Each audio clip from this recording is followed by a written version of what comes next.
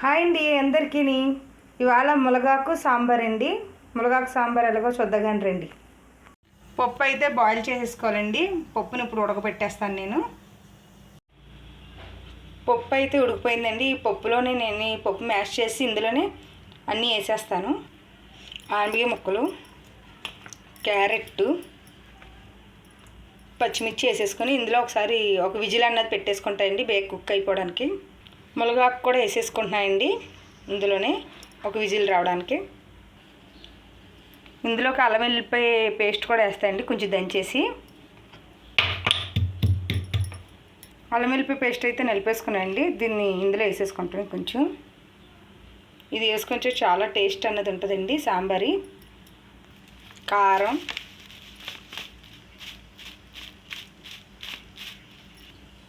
పసుపు, సాల్ట్.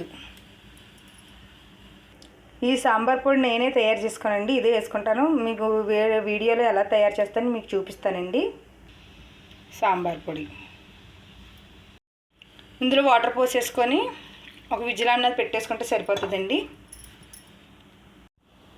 నేను ఉట్ల పండుతో అన్నది నానబెట్టుకుంటున్నానండి. ఇప్పుడు దీన్ని ఒకసారి వాష్ చేసేసుకుంటామే. చింతపండు అయితే నేను నానబెట్టేసుకున్నానండి.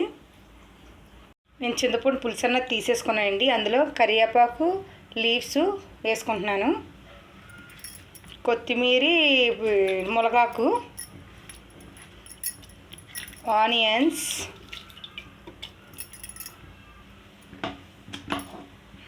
నేను ఉడకబెట్టేసుకున్నాను కదండి, అవి ఇందులో వేసేసుకుంటామే.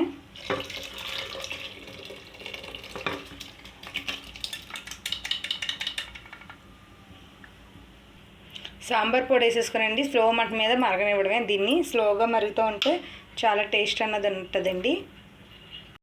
ఇందులోనే బెల్లం ముక్క కూడా వేసేసుకోవాలండి. సాంబార్ అన్నది ఇప్పుడు మరుగు అన్నది వచ్చేసిందండి. సాంబార్ బాగా మరిగితేనే దాని టేస్ట్ అండి. సాంబార్ అన్నది మరుగుతుందండి. స్లో మంట మీద అలా మరగనివ్వాలి. కాసేపు మరిగితేనే దాని టేస్ట్ అన్నది ఉంటుంది, బాగుంటుందండి. సాంబార్ అన్నది మరిగిపోయిందండి. ఇంకా తాలింపు పెట్టేసుకుంటామే. వెల్లుల్లిపాయలు అయితే వేసేసుకున్నానండి. అందులోనే ఆవాలు, జీలకర్ర, కరివేపాకు, ఎండుమిరగాయలు,